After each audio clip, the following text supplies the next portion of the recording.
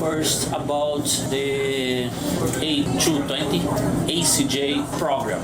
When did it start?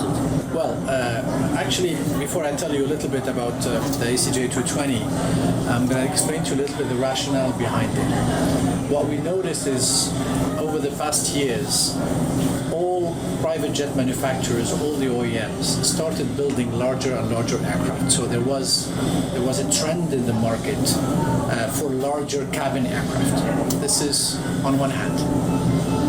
On the second hand, we had a great aircraft, a great platform, the 220-100, which is the most modern aircraft with the latest technologies today, that was available in Airbus on the commercial side. So we thought, why don't we create what we call the extra large business jet by taking the best platform and fitting it with a great cabin. And this is how we launched the ACJ 220. So we launched it a few years ago, and it's meeting a great success today because we have sold a certain number of aircraft, and the first aircraft will come into service with a cabin early 2023. The aircraft have been delivered from Airbus to the outfitter, and the outfitter today is putting a cabin, is installing the cabin, and it will enter into service in early next year. Okay. And which are the main advantages of the A220 platform comparing with others in the market and even with the Airbus, for example, 320? So the advantages are simply unique. Actually, with the 220, we've created a very compelling value proposition for our customers. And I can explain to you why in very simple terms. It's 2 to 3 times the size of any other aircraft from the inside. So where it matters, the living space is 2 to 3 times the size of any other aircraft, any other Gulfstream, any other Bombardier, any other Falcon. Okay.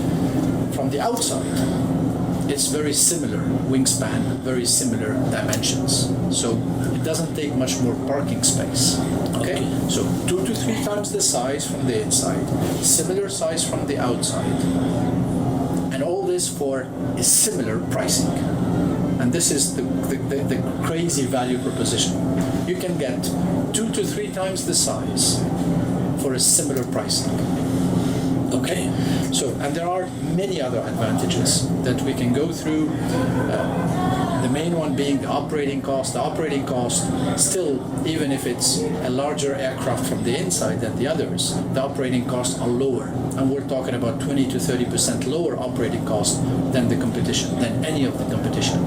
And there is a huge rationale behind this. And it's very simple. Again, the aircraft have been designed for the airlines initially, right? The 220. The airlines, what are they looking at? They're looking at cost per seat. They want to drop down the cost per seat. So that's how we build, when we design an aircraft, we design it to be cost efficient. It's not the case of other OEMs who are focused only on the private jet sector, because in the private jet sector, between us, operating costs are important, but it's not, it's not the unique thing that people look at when they buy a private jet. But since we have designed this aircraft initially for the airlines, we have this huge advantage that we're very proud of. Then there are other things as well. Presence in the market, Airbus presence is all over the world. Spare parts, you will find them all over the world. It's the way we're built. It's not, we have already today over 200 aircraft that are flying. We'll be ramping up the production on the commercial side and on the private jet side in the next few years. So there will be aircraft all over the place. Pilots, you will find pilots all over the place. So all these are unique features that makes the ACJ 220 an absolutely unique value proposition that the others have. Another typical example is cargo, baggage capacity. On many of the other aircraft, you can carry few pieces here and there, right? Because there's no baggage space, right? Because the baggage space is taken by, there's not enough space. On the ACJ 220, you can take up to 100 bags. 100 bags is more than enough carrying 19 passengers. So it's really a game changer. I call it a game changer, and we will prove so, in the coming few years once the aircraft enters into service. And do you think the recent pandemic crisis created a new scenario for private jets? Well, it's certainly yes. Actually, what I can tell you is that the pandemic created even stronger demand for private jet travel. Exactly. Okay, and if I take São Paulo itself, if I take the month of May, we were checking the numbers the other day, the month of May 2022 compared to the month of May 2019, so just pre-pandemic, there's 98% growth in terms of number of flights, private jet flights. Private jets. Okay, so the traffic in São Paulo airport has increased dramatically. So, and this, I think there are several reasons behind. Governments, when we talk private jets, we don't talk only rich people. I will come to the rich, to the billionaires. But if I take corporates and governments. Yes, exactly. Yeah, governments, first of all, they realized the need to be autonomous, to go and repatriate some people, to go and to do some humanitarian flights, to do this, to do that. So governments have understood really the value proposition of owning its own private jet. Okay. And this doesn't need to be luxurious cabins and so on and so forth. Most of the governments, they own private aircraft, but with very modest interior, if I may say. Yeah. So corporates, they discovered that they also need to be autonomous to support their management or the customers in their traveling.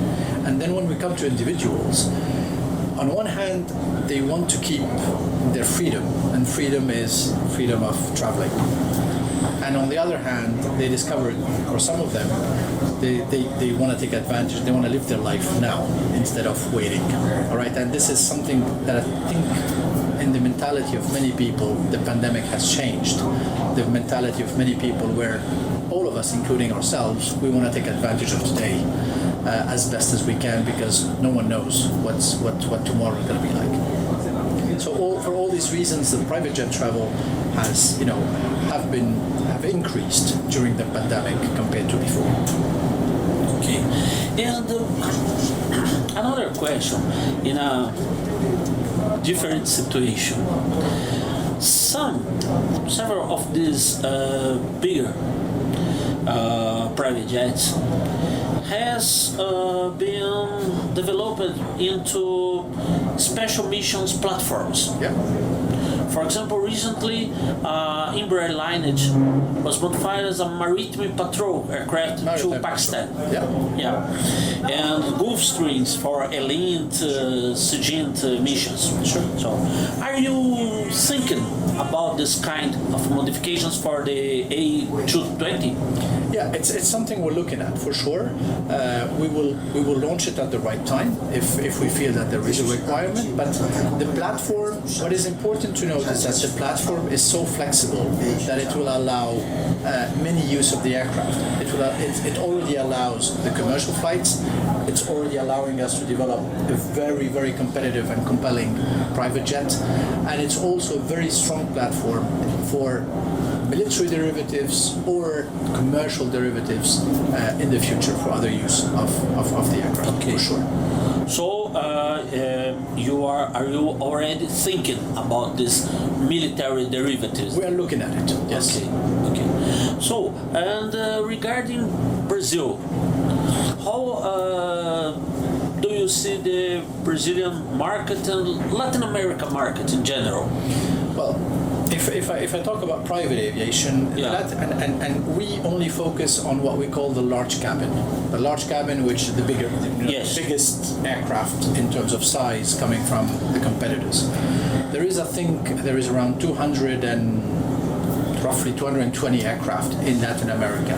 And most of these are concentrated in two countries, Mexico and Brazil. So Brazil is a strong market within the Latin American market.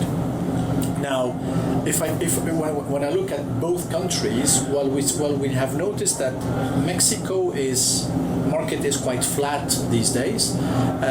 Brazil, there is a strong growth, as I was telling you before, in terms of number of movements, number of flights. So all this leads me to think that there is potential in Brazil. It's funny because I was discussing with some of our colleagues, and they were telling me how much the aviation culture in Brazil is unique within the Latin America. The Brazilians are much more mature and much more interested in aviation than at least in the private aviation than the other countries of the region. So there is a great maturity in the aviation mindset in Brazil. So this is great for the company for sure, for the country. So, sir, do you would like to say anything else about the plane? The plane itself, well, as I told you, I really believe it's a game changer. It's going to change a lot of things in the private aviation sector, in this segment of the market. The first aircraft is currently being outfitted. As soon as it will enter into service, I hope that next year I will have a chance to bring it here to LABACE, and I'm sure that if it comes, it will create a huge buzz, and a lot of people will be interested in the ACJ 220. And I'm really convinced that we will see some aircraft flying here, some additional ACJs flying here in the next few years. All right, sir. Thank you a lot for the interview. Pleasure. It was a pleasure.